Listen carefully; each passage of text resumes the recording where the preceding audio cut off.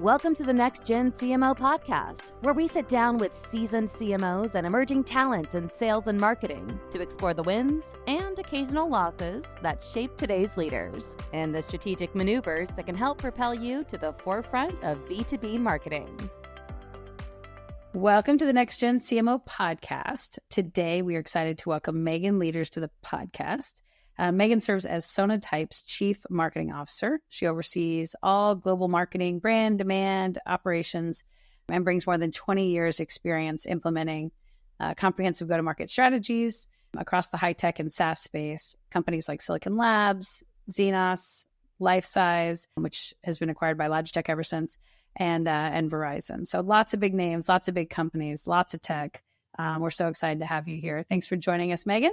Thanks for having me. I'm excited. Yeah, that's good to have you here.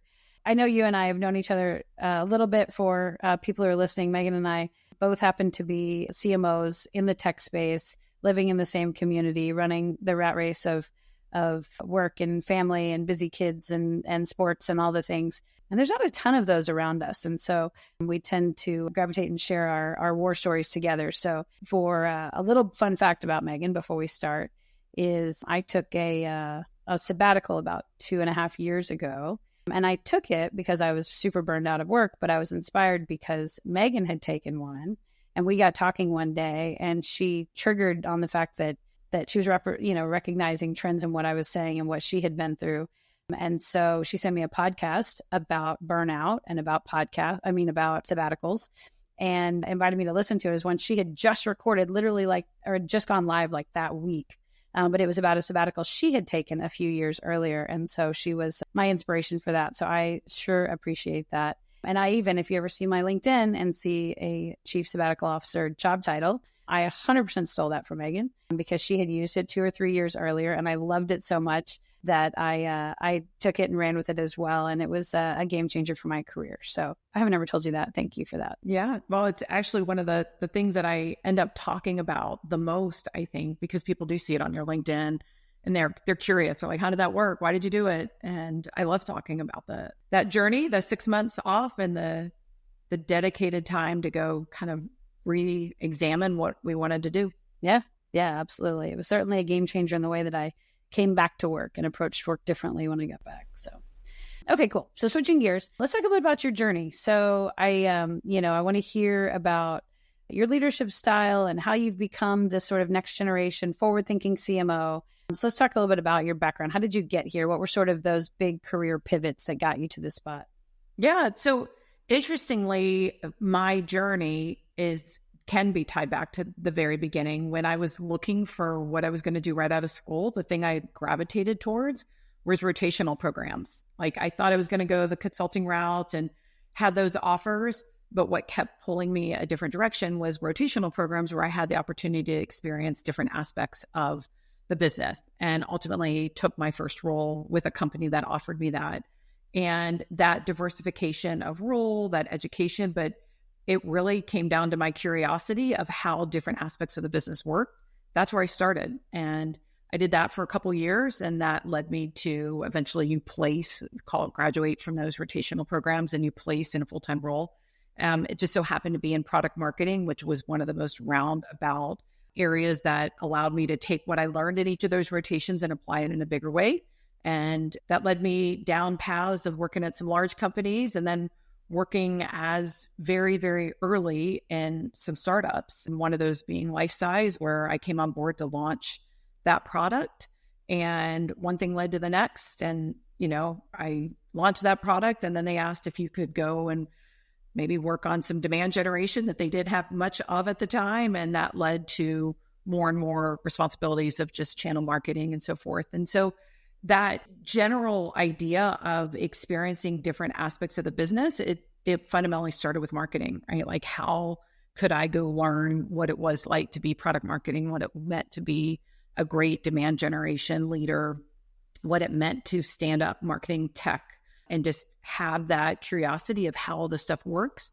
More importantly, though, how it all tied back to the customer. And so some of my rotations, as well as some of those roles that I took, really did have a tight tie-in to sales. And I think that is ultimately what contributes to making Some marketers have that idea of not only is the pipeline generation important, but how that voice of the customer gets tied into us generating that demand and creating that brand, and that perspective is at the top of the list as well. And it comes back to my personal journey, but I think it can be applied to anyone's career at any point in terms of taking some of those steps to have better insights into different aspects of the function that they're playing today or within the company at large. Yeah, I love that.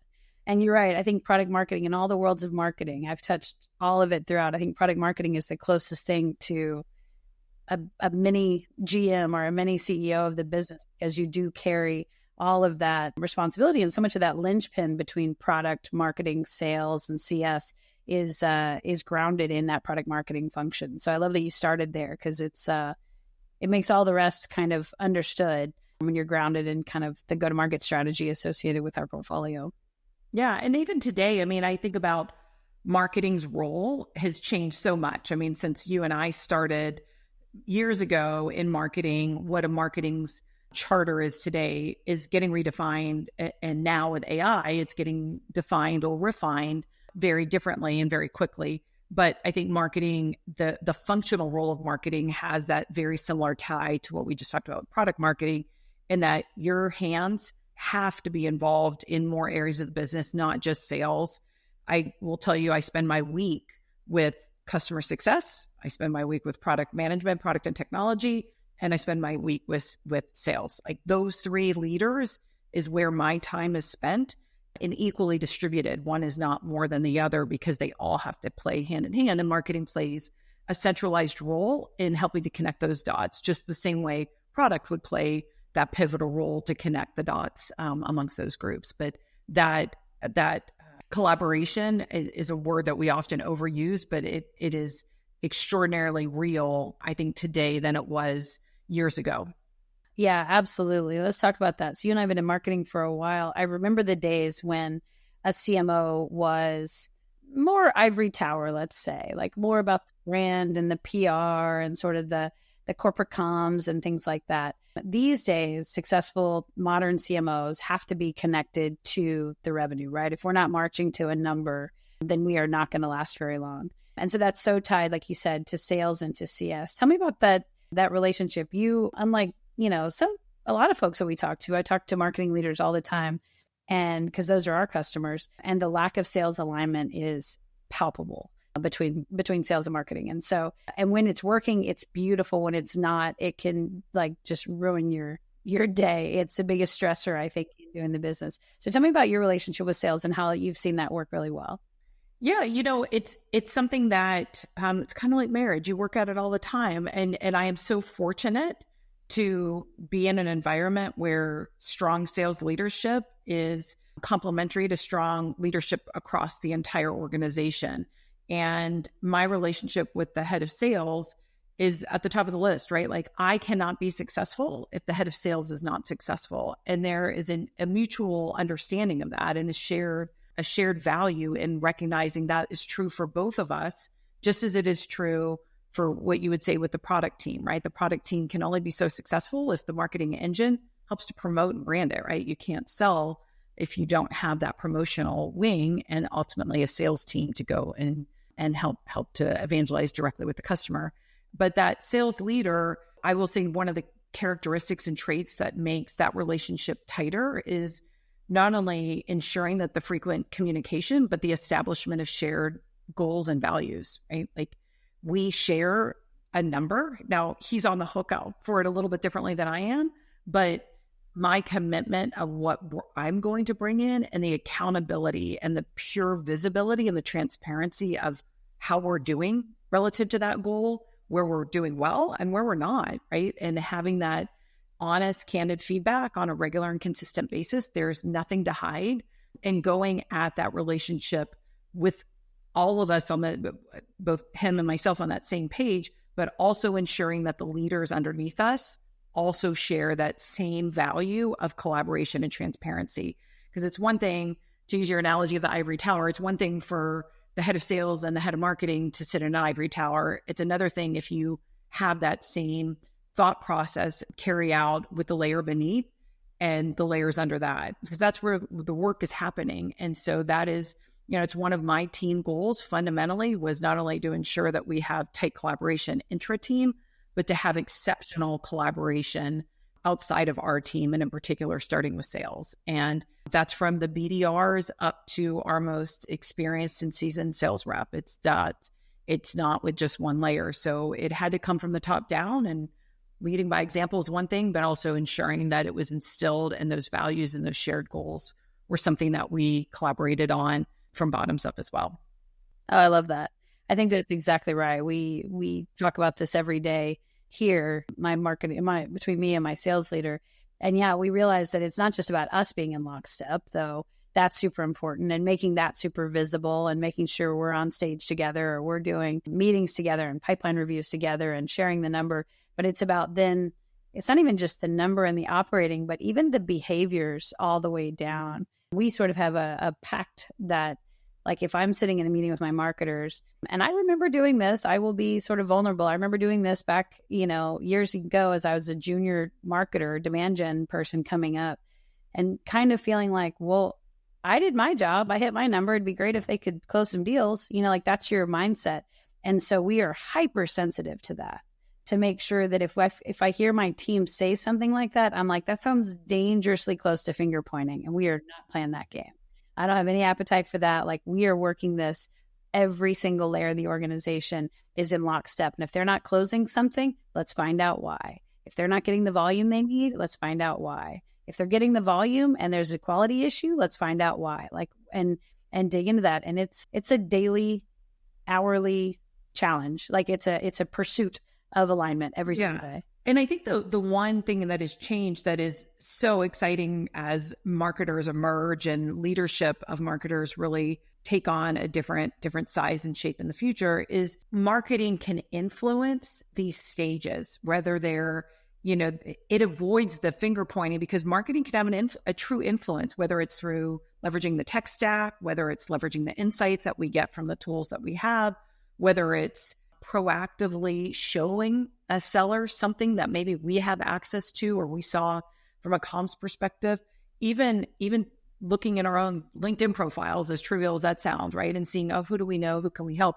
But I think marketing has this unique advantage today to help the cause that prevents the ability for any of us to finger point, because it's just as much on sales to help close the deal as it is for marketing to say, what can I do to support? And oftentimes, something's not transitioning to the next stage in the pipeline because maybe there's a kink in the process, right? Something didn't go through like we all think it was supposed to, or these emails are going out and they're going to junk boxes, and we're assuming that they're happening. And whatever the case may be, oftentimes there is another side of the story. And, I had someone that I worked with that always said, assume best intent. And that is something that I say all the time, is that, assume best intent. What sales rep does not want to hit their commission? Like, they are motivated to do nothing but close deals, right? They are motivated in a very different way than perhaps even we're motivated as marketers. And so why do they not want to close something that we created, or we helped to create, or we helped to influence in some way? That is not the DNA of a sales rep. And so I think when we assume that better intent and recognize that we're all coming at it from the same, maybe a different perspective of how we got there, but we're all coming at it with the same objective of closing a deal or hitting the pipeline goals and obviously achieving the revenue targets that we set forth, then it puts us at an even playing field and eliminates any ability of finger pointing, but it also allows marketing to say, wait a minute, I actually am at a better position to help influence this than maybe I ever thought I was years ago. Yeah, I love that. I think that's exactly right. I think, we have to assume, they may have the opposite concern about marketers. Like, do you have any skin in this game? Like, what incentive do you have to give me the numbers? But I think that's why aligning on that end revenue target and putting our skin in the same game and our KPIs exactly with theirs, I hope makes that bidirectional relationship work. Now, have you ever had a situation where it didn't work? Like, where sales and marketing couldn't get aligned, or where you worked for a leader maybe early in your career where there was an alignment, and how that, like, what the ramifications of that were?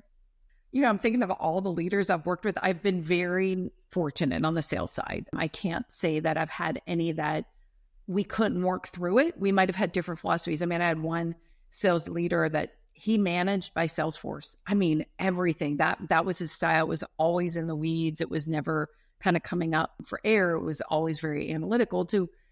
I had to adapt to that style, and so did his team. And so that was just a different way of being than the head of sales that is very much a rah, out there champion and didn't measure by the books. And so for me, I was more of an emerging leader at that time. It allowed me to come to the table with kind of that area that he didn't have of kind of proficiency. He was the cheerleader, which was fabulous. And that's exactly what the company needed at that stage. But he was lacking on the data. And so I saw it as an opportunity. And I wouldn't say it was a good or a bad. It was just recognizing that every sales leader comes in a different shape and size. And it's very rare that they come with that whole pedigree of, analytics and rah and ability to know the product and go out on the road, 24/7. It's so rare to have that blend. And so where they may have an area that you can step in, it's a great opportunity for you to do that. Otherwise, you work through it just through the communications. But I've been very fortunate. They're all different styles though. And, the one thing I will say over my career I can only think of maybe one or two sales leaders I've worked with that I'm not truly in, I'll say regular communication. I would be very, very easy. And it's really just for lack of not having reached out, but the others super tight and you stay connected. Yeah, absolutely. Well, that's good. You've had a fortunate career, but I love the advice you just gave emerging marketing leaders about looking for those opportunities to kind of meet these different sales leader styles where they are. And we talk a lot on this side that marketers are wired different than sellers. And that's a good thing, right? We have different responsibilities, different daily functions, but understanding that, and as you said, assuming that good intent, meeting them, hey, if they're going to be in the weeds, I'm going to bring the data. If they're going to bring a cheerleader, I'm going to bring the substance. Like these are the things that, and understanding that, I think that's great advice for future leaders. Well, and I think it speaks volumes to, people always want to know, how can I get ahead or what can I do? Or I've been doing this job for a long time and I know it's important, but what can I do to differentiate myself? And I will tell anyone, I think it is taking those opportunities where you see a void or you see a function not being performed. Early in my career, I can absolutely attribute some of my biggest growth moves was for that very reason. I saw an opportunity. I mean, there's one I distinctly remember to this day where I just went to the CEO and said, this isn't being addressed. Like literally there was no body to address it. And I said, I have a vision of what we could do. I'd love to take this on. And I went for it. And it was, on a pretty grand scale. And then I've got other examples where I did it on a small scale, but it was just a void, or I thought I could add something to it and asking if I could work collaboratively on a project with another team member. Again, it wasn't because I was wanting to climb the ladder and I knew that's how it was being a leader, right? You're displaying a characteristic trait that does often come with leadership, but it also allows you to kind of spread your wings a little differently than what you're doing today. And I would say the role of that emerging leader, whatever the level is, those are some of the characteristics, that general curiosity, but the propensity to act on it and have a vision and actually lean in and go for it is where I think leaders can soar a little bit faster than others that are more complacent or waiting to be asked, opposed to volunteering and raising their hand and looking for that opportunity to explore and go pursue something. I love that. I talk to the team a lot about want to and will do over can do, right? The people who are sitting there waiting that can do it, but are waiting for direction versus the ones who have the want to, have the will do, and will take the initiative to then go do it. Such a difference. I'd much rather promote and reward somebody who's trying to get ahead in their career because I'm seeing their work in action than because they're asking to be promoted. Instead, I'd rather kind of like say, man, you didn't ask for anything, but you are killing it. And you are definitely punching above your weight here. And as a result, I want to move you forward. That hard work pays off for sure. Absolutely. And I think that in this generation too, those are, generational shifts are all a little bit different, but I do think that is a extraordinarily valuable quality trait of, I'll just say a younger generation, to see that happen proactively without asking. Yeah. Oh, for sure. And I think there's a little bit to some of that I think doesn't only like by operating that capacity, and which is what I think really is what enables people to move forward in their careers is, yes, you sort of master the hard skills of like doing the job, whatever it is, but putting yourself in those situations, that's how you learn the soft skills, which to me are the things that can't be rushed, the things that you don't learn from a book. They're things that you learn by operating with different personalities and different environments in the office, different cultures, different business challenges, and then kind of rising to the occasion in those, much less so about can you write email copy or can you execute this campaign or can you, write this messaging. But instead, it's really about that softer component. To me, that's what allows you to move forward and actually be set up for success when you get there. All right. So we're going to switch gears a little bit. I know community involvement is super important to you. You and I both are involved in a few things around here, and I know you do a lot with various organizations. People don't talk about this a lot. How do you think that marketers or anyone really can think about community as a means of actually enriching their careers? How do you think those fit together? Yeah, I feel so passionate about this, not only because of the art of giving back, and I do think many of us come from, I'll say this is a privileged position to be in, right? This is an honor to be at this company in this role. And so if I can give back in some way, I do feel like that is something I could and should do. But as I think about it for people in their careers, why they should do it, first, you have to be passionate about the cause or why you want to give of your time to a particular community event, organization, whatever it may be. But how it plays into the role, I will say, I think I'm a better business person. I think I am a better networker. I will say learning and seeing how businesses operate from a different lens. It's not a for-profit all the time.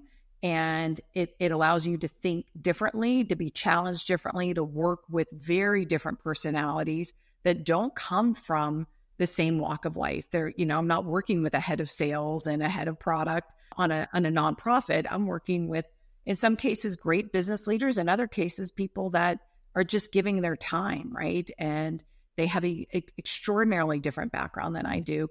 And that ability to work and interact and collaborate and come for this single cause is something that is extraordinarily special. And it absolutely plays right into the business side.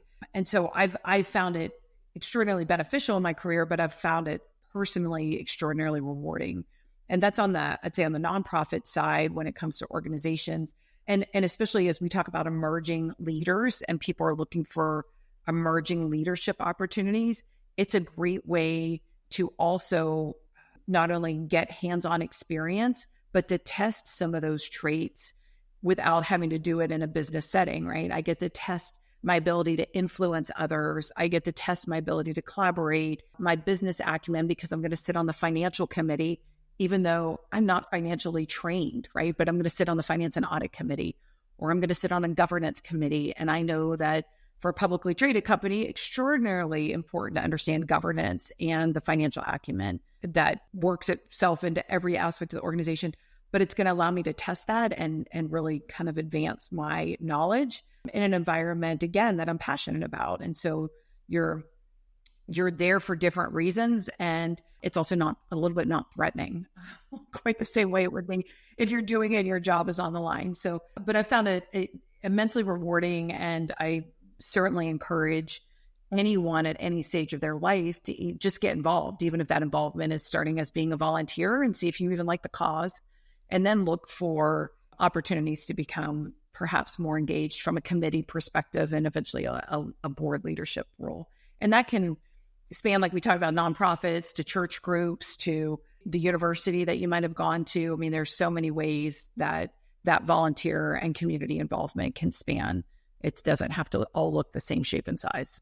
Yeah, for sure. I love that. Yeah, and I've seen you in a leadership position in nonprofit with some of the stuff that we do here, and I can translate how you operate in a business setting based on the way that I see you in the nonprofit. And I think that's the gift that we as marketing leaders, business leaders get a chance to bring in is sort of, efficiency, budget management, delegation, like all the things, collaboration with other teams, all the things that we learn in business apply so much. And to your point, you get so many different backgrounds and personalities that come in, that's the gift that we have the privilege of bringing to those organizations. So I think that's awesome. I love that you do that. Question about that though. You have a couple kids, you got a big job, you got some leadership roles and some of this nonprofit. For people who are coming up and kind of struggling with all the things, how do you manage it all? How do you, one, not only like the time management of it on a calendar, but also the pace management of boom, boom, boom, boom, boom during the day at work, switch gears to the nonprofit stuff, switch gears to the kids stuff at home. Like, how do you kind of reset and compartmentalize during the day? It's ongoing. It's a constant, it is a constant on-off switch. And, I can tell you right after this call, I've got to take a dog to the vet because he's got an ear infection, right? You talk about shifting gears.